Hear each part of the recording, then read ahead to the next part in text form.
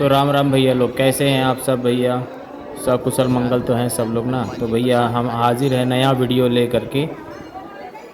तो भैया बहुत लंबे समय के बाद हमारी माई जा रही थी डोंगरगढ़ विमलेश्वरी माँ के दर्शन के लिए, और लगभग 30 वर्ष के बाद भाई। जबकि हमारी माँ का जो है ना, मतलब हमारी माँ का घर है, हमारा नैनीहाल है डोंगरगढ़, लेकिन बमलेश्वरी माँ के दर्शन हमारी माँ ने ऊपर मंदिर आज तक 30 साल हो गए चढ़ के नहीं किए थे। तो बहुत घबरा रही थी, डर रही थी, लेकिन मैंने बोला कि चलिए चलते हैं, दर्शन हो जाएगा। और भैया धीमी धीमी बारिश हो रही थी और हम पहुंच गए थे डोंगरगढ़।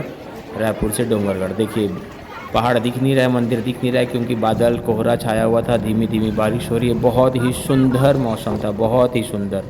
और हमने ऑटो कर लिया था क्योंकि छोटे बच्चे थे, तो फुहारे वाली बारिश हो रही थी और हम चले गए उसमें, क्योंकि फुहारों में बारिश में बच्चे भीगेंगे, छोटे छोटे बच्चे हैं करके हम निकल गए थे भैया। तो फिर अब चलिए, अब चलते हैं धीरे धीरे आगे सफ़र में। रास्ता बहुत अच्छा था, रविवार का दिन था भैया, और आप देख रहे हैं भीड़, नीचे से ही भीड़ दिखने मिल गई थी। जबकि रविवार के दिन बबलेश्वरी माँ दर्शन के लिए बहुत लोग बाहर बाहर से आते हैं, ट्रेन से सुविधाएं हैं, अपनी गाड़ी से सुविधाएं से आते हैं।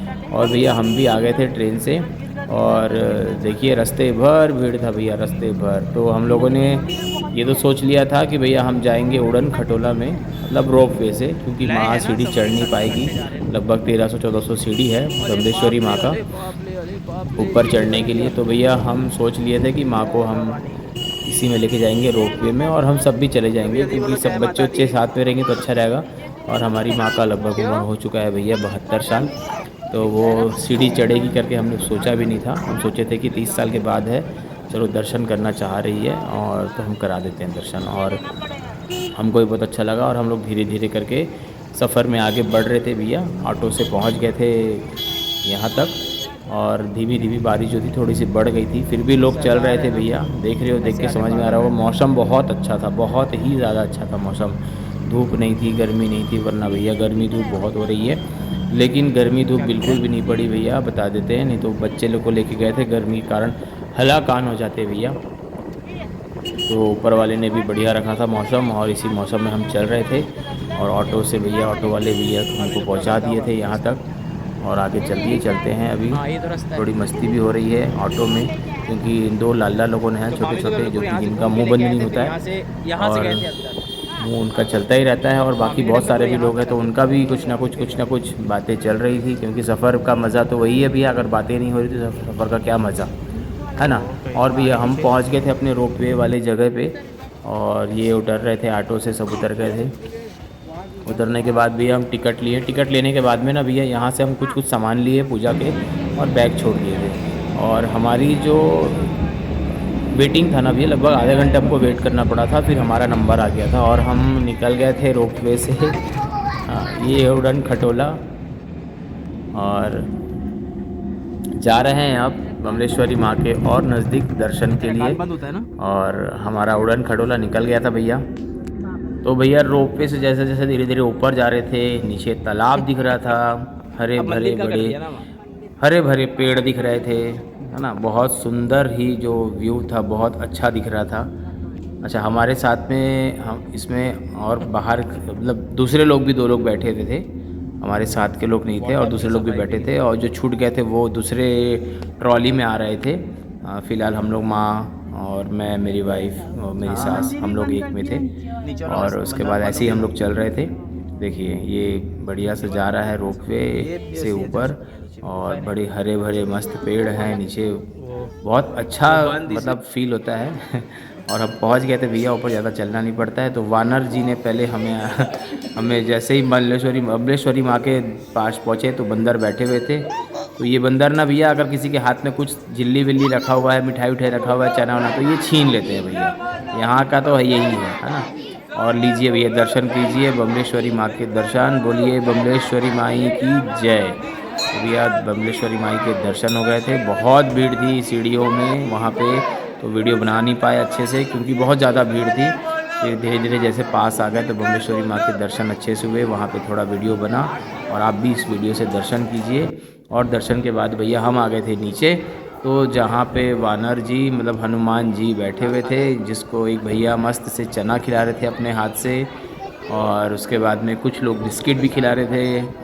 और भैया बहुत अच्छा लग रहा था इनको देख करके, तो इनको भी मैंने वीडियो में बना लिया।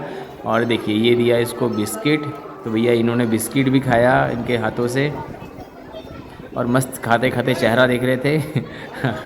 और फिर थोड़े दूर में एक और बंदर था। अच्छा ये चना तो भैया हम लेके आए थे, आधा किलो चना था। हम लोग सोचे थे कि सब जगह बांट देंगे ऐसे करके, मगर जब लेके चल रहे थे तो इसने देख लिया। और अच्छा फिर बाद में हमने देखा कि इसका एक बच्चा भी है, तो ये दूर लेके गई और जाकर के टीने पे चना पूरा गिरा के चना खाने लगी। और फिर बमलेश्वरी माँ का जो है नीचे में भंडारा शुरू हुआ है, आधे रास्ते में ही है।